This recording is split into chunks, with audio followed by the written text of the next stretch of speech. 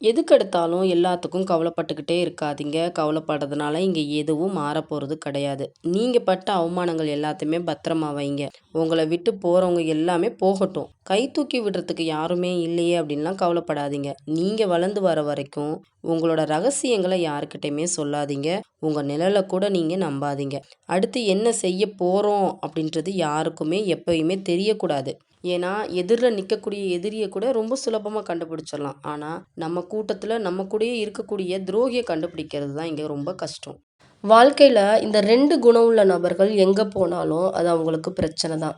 ஒரு பொது இடத்துல பொதுவா சொல்லக்கூடிய ஒரு விஷயத்த தனக்கு சொன்னதாகவும், இல்ல தன்னை பத்தி தான் சொல்றாங்க அப்படின்னு நினைக்கக்கூடிய நபர்கள்.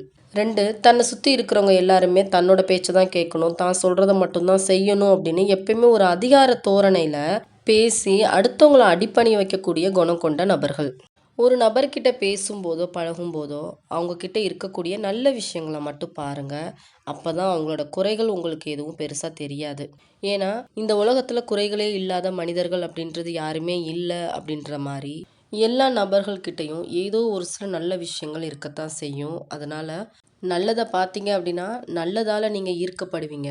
குறைகள பார்த்தீங்க அப்படின்னா, குறை சொல்லிக்கிட்டே தான் இருப்பீங்க.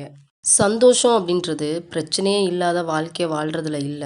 எவ்வளோ பிரச்சனைகள் வந்தாலும் அத சமாளிச்சு வாழ்றதுல தான் இருக்குது.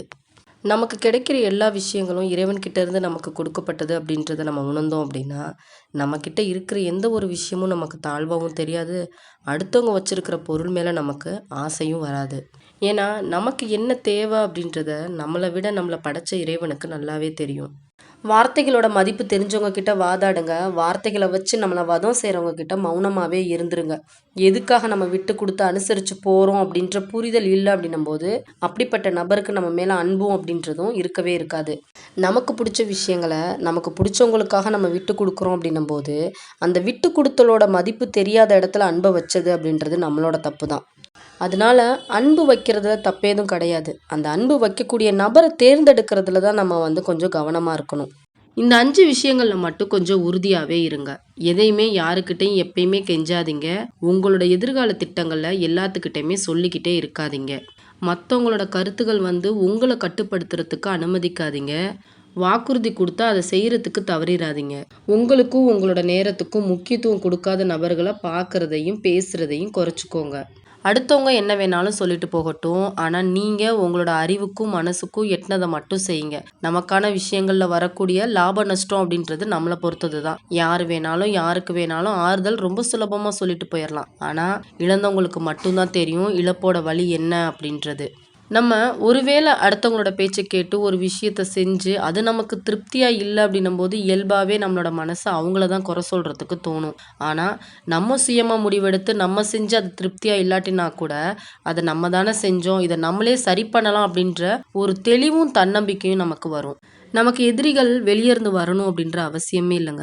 நமக்குள்ள இருக்கக்கூடிய பயமும், தாழ்வு மனப்பான்மையுமே போதும், நம்மள வாழ்க்கையில முன்னேற விடாம தடுக்கிறதுக்கு. ஏன்னா, தன்னோட செயல்ல தயக்கம் இருக்கக்கூடிய ஒருத்தவங்க, அதுல எப்பயுமே இழப்ப மட்டும் தான் சந்திக்கிறாங்க. தயக்கமும், குழப்பமும் வாழ்க்கையில நம்மள முன்னேறவே விடாது. நம்ம எப்பயுமே நம்மள சுத்தி இருக்கிறவங்களோட போராடிக்கிட்டு இருக்கோம் அப்படின்னு நெனைக்கிறோம். ஆனா, உண்மையாலுமே நம்மளோட போராட்டம் அப்படின்றது நம்மளோட மனசோட தான். எந்த நேரத்துல எத செய்யணும், செய்யக்கூடாது, யாருக்கிட்ட எதை எப்ப சொல்லணும், சொல்லக்கூடாது அப்படின்ற அந்த நுணுக்கங்கள் தெரிஞ்சா மட்டும் போதும்.